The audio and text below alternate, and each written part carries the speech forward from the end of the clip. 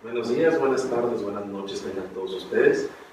Mi nombre es Gustavo Morales y en compañía de mi hermano Daniel Morales dirigimos un pequeño negocio llamado PSMAC. PSMAC es una empresa que se dedica a dar solución a problemas administrativos y empresariales mediante soluciones informáticas.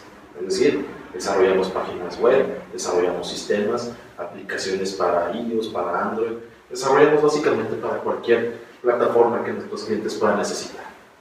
Y damos solución a la nueva generación de problemas que conlleva tener un negocio en estos días. La nueva generación de problemas son cosas como facturación electrónica, el hecho de que ahora sí ya todo necesita estar en un sistema, ya el uso del papel se está quedando muy atrás, las comunicaciones mediante redes sociales y otro tipo de cuestiones que también hacemos.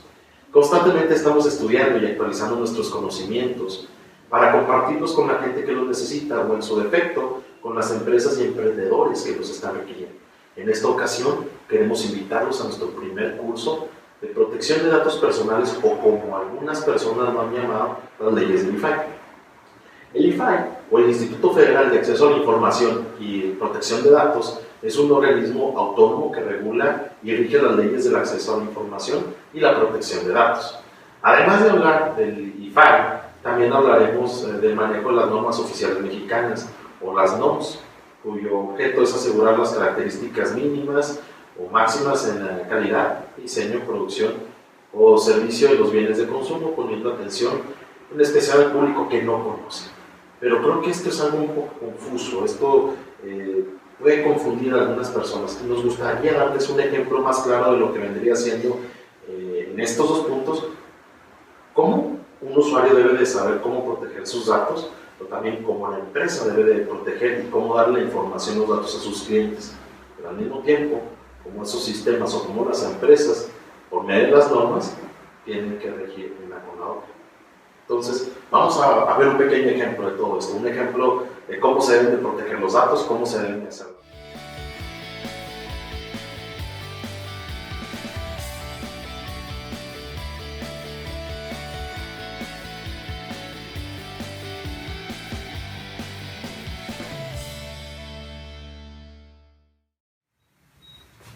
Listo. Bien, tanto las normas como el IFAI se pueden explicar de mil y un maneras, pero en este caso he escogido un ejemplo que involucra a un paciente, involucra, no se queda en Susanita, pero es Susanita que vive en dirección tal, que estudia o que trabaja, se pide una gran cantidad de datos personales. Ahora, el IFAI no solo protege los datos personales con respecto a una persona, protege también, uno, datos sensibles y dos, datos de tercero. De hecho, esta es la razón por la cual utilizamos a Susanita, que tiene la duda de si está o no está embarazada. ¿Por qué datos sensibles y datos de terceros? El doctor, una de las primeras preguntas de rigor que le tiene que preguntar a Susanita es ¿cuándo fue la fecha de su última regla? En base a eso, el doctor puede calcular o no cuánto tiene el niño en gestación. Entonces, ese no es un dato personal, o sea, ese realmente es un dato sensible. Incluso, pues es un dato un poco penoso para algunas pacientes. Ahora, también se van a preguntar datos de terceros. Dentro de las mismas preguntas que el doctor le puede preguntar a Susanita, podría ser, oye, mencióname si alguno de tus papá, mamá, hermanos o familiares muy cercanos, pues nos resulta un pequeño demonio. En este aspecto diríamos, el doctor sabe que Susanita está embarazada, entonces va a mandarle la información personal y la información sensible e incluso la de terceros a un estudio de fotografías para que luego se contacte este estudio de fotografías con Susanita para ofrecerle un paquete de fotografías prenatales. Peor aún, vamos a pensar que este diablito no se lo manda a una fotografía, a un estudio fotográfico, sino a una aseguradora. ¿Por qué? Porque le dijo que de los datos que sacó, el papá tiene problemas de Alzheimer y el abuelo falleció hace poco, no sé, de un cáncer. Entonces la aseguradora con esa información le podría poner una póliza muchísimo más grande al neonato, y esa información no se debe de sacar de ningún lado. E incluso peor aún, ahorita que están muy de moda las redes sociales, que esa información pudiera llegar ahí. Entonces, toda esta información tiene que estar protegida. Todos estos datos pueden